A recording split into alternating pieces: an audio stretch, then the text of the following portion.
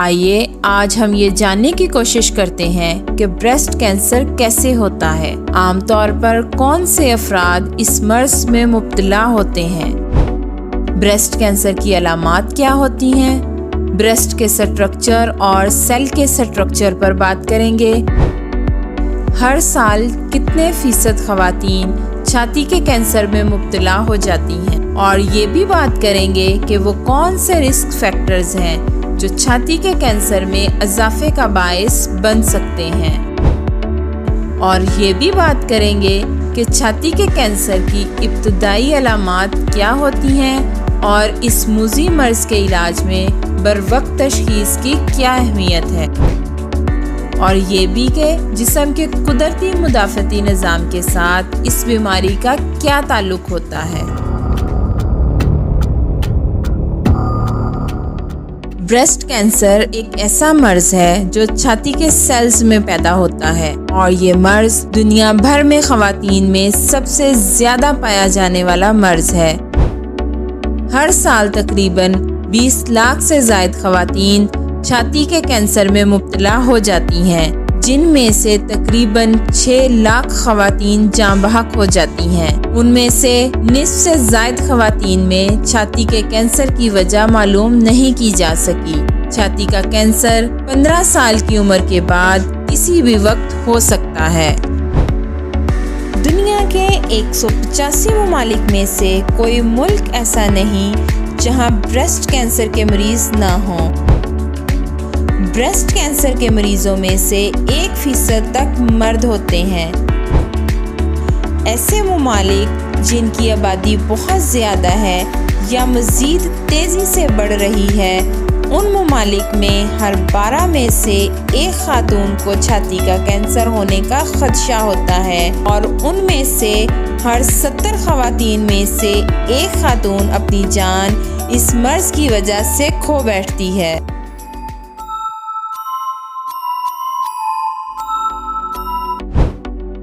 छाती का कैंसर एक ऐसा मर्ज है जिसमें छाती के अंदर मौजूद सेल्स एबनॉर्मल तरीके से बहुत तेज़ी से बढ़ते हैं, जिसके नतीजे में छाती में गिल्टियां बन जाती हैं।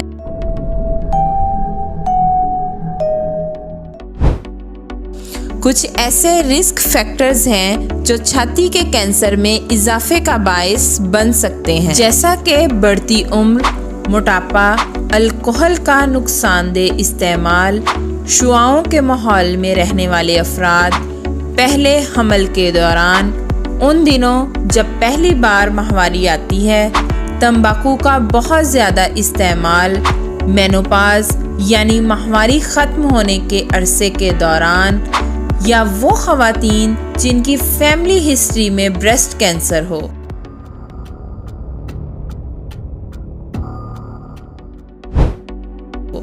ये मर्ज तब शुरू होता है जब छाती के कुछ सेल्स अपनी नॉर्मल ग्रोथ के दायरे से बाहर निकल जाते हैं और तेज़ी से बढ़ने लगते हैं और एक लंप यानी गोमड़ या गिल्टी वगैरह जैसी शक्ल इख्तियार कर लेते हैं, जो कि धीरे धीरे ब्रेस्ट के अंदर सराउंडिंग टिश्यूज़ यानी इर्द गिर्द के टिश्यूज़ में फैल जाता है।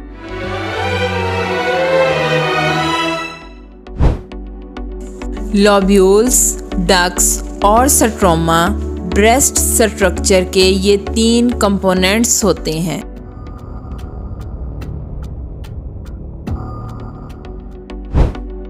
ब्रेस्ट के लोब्यूल्स वो छोटे छोटे ग्लैंड्स होते हैं जो दूध बनाते हैं। जब एक औरत बच्चा जन्म देती है तो ये लोब्यूल्स मिल्क प्रोड्यूस करते हैं, जो कि डक्ट्स के ज़रिए निपल्स तक पहुंचता है।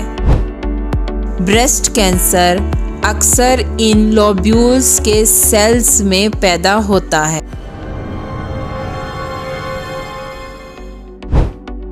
डक्ट्स नैरो ट्यूब्स यानी तंग नालियां होती हैं जो लोब्यूल्स को निपल्स से कनेक्ट करती हैं। ये दूध को निपल्स तक ले जाने में मदद करती हैं। कैंसर के सेल्स इन डक्ट्स में भी पैदा हो सकते हैं और फिर डक्ट्स के अलावा बाकी टिश्यूज तक भी फैल जाते हैं।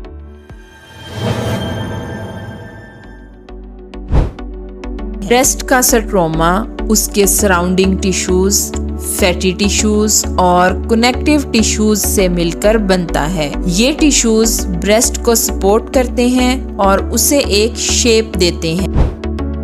ब्रेस्ट कैंसर अक्सर पहले स्ट्रोमा को इफेक्ट करता है और फिर दूसरे हिस्सों तक फैलता है।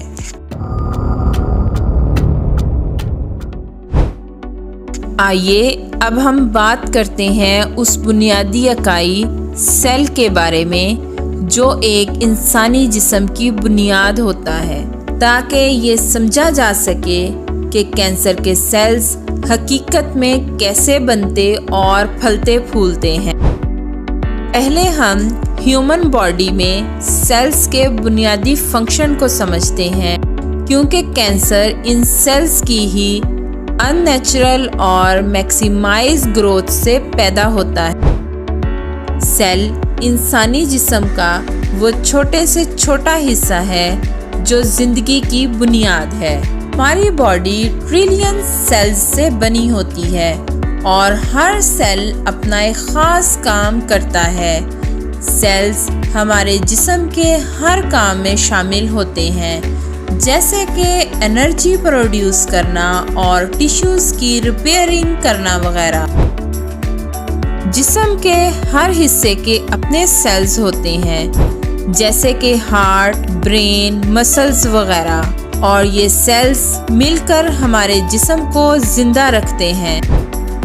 हमारे जिस्म में लगातार नए सेल्स बनते और पुराने सेल्स की तोड़ फोड़ का अमल जारी रहता है। अगर नए सेल्स जिस्म की मुकर्ररा ज़रूरत से ज़्यादा मिकदार में बनने लग जाएं, तो ये कैंसर है।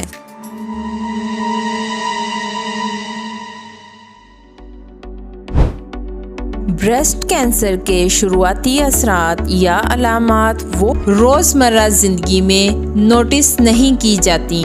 ये चेंजेस आहिस्ता आहिस्ता होती हैं, इसलिए गैर महसूस तरीके से फलती फूलती और बढ़ती हैं। हालांकि इन पर ख़ास तौर पर ध्यान देना ज़रूरी होता है।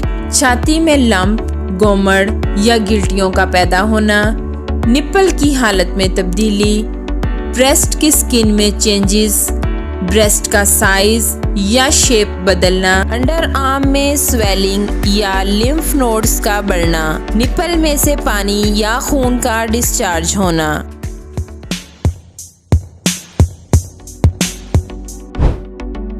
ब्रेस्ट कैंसर की सबसे पहली निशानी ब्रेस्ट में गिल्टी यानी उभार का महसूस होना है।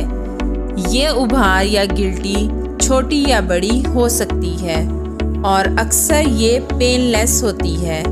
हर उभार और गिल्टी कैंसर नहीं होती, इसलिए उभार के महसूस होते ही अपने डॉक्टर से रुजू करना चाहिए। ब्रेस्ट कैंसर निप्पल की हालत में भी तब्दीली ला सकता है। इसमें निप्पल का अंदर की तरफ धंस जाना, निप्पल का कलर या शेप बदलना या निप्पल से डिस्चार्ज होना शामिल है। ये कैंसर के वार्निंग साइंस हो सकते हैं। ब्रेस्ट कैंसर की वजह से ब्रेस्ट की स्किन का कलर सुर्ख या गहरा हो सकता है। स्किन पर झुर्रियां बन सकती हैं या ऑरेंज पील जैसा टेक्सचर आ सकता है। अगर आपके ब्रेस्ट का साइज या शेप अचानक बदलने लगे, एक ब्रेस्ट दूसरे से डिफरेंट लगे, तो ये भी ब्रेस्ट कैंसर की अलामत हो सकती है। अंडर आर्म में स्वेलिंग या लिम्फ नोड का बढ़ना, ब्रेस्ट कैंसर अक्सर अंडर आर्म के लिम्फ नोड में स्वेलिंग या उभार बनने के सबब बनता है, क्योंकि कैंसर सेल्स वहां तक फैल सकते हैं।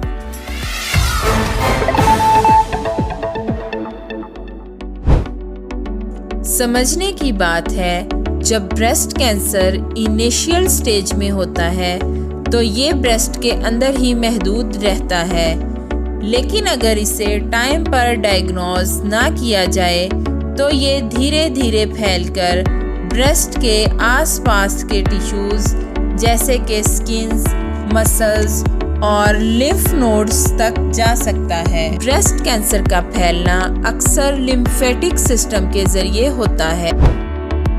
लिम्फेटिक सिस्टम एक नेटवर्क होता है जो बॉडी के फ्लूइड्स को बैलेंस में रखता है और इम्यून सिस्टम का हिस्सा होता है। इस सिस्टम के जरिए कैंसर सेल्स ब्रेस्ट से निकलकर बॉडी के दूसरे हिस्सों जैसे कि लंग्स, लिवर, ब्रेन और बोन्स तक पहुंच जाते हैं। इस प्रोसेस को मेटास्टेसिस कहते हैं और जब कैंसर बॉडी के दूसरे हिस्सों तक फैल जाता है तो इसका ट्रीटमेंट करना काफ़ी मुश्किल हो जाता है।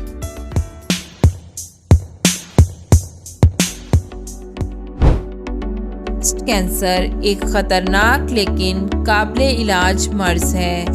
अगर इसे वक्त पर डायग्नोज कर लिया जाए तो इसका इलाज मुमकिन है। ब्रेस्ट कैंसर के बारे में आगाही, रेगुलर चेकअप और अपनी सेहत के बारे में होशियार रहना ब्रेस्ट कैंसर को अर्ली स्टेज में पकड़ने और उसका इलाज करने में बहुत मददगार साबित होता है।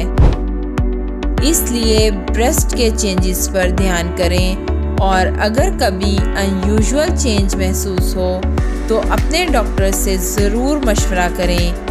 अर्ली डिटेक्शन ही ब्रेस्ट कैंसर के खिलाफ सबसे ज़्यादा पावरफुल हथियार है। Thanks for watching doctor how, जहां हम मुश्किल बातों को आसान बनाते हैं और आपकी सेहत को अपनी पहली तरजीह समझते हैं। अगर आपको ये वीडियो हेल्पफुल लगी हो तो इसे लाइक करें, दोस्तों के साथ शेयर करें और ऐसी ही लाइफ सेविंग इंफॉर्मेशन के लिए चैनल सब्सक्राइब करें। अल्लाह हाफिज़।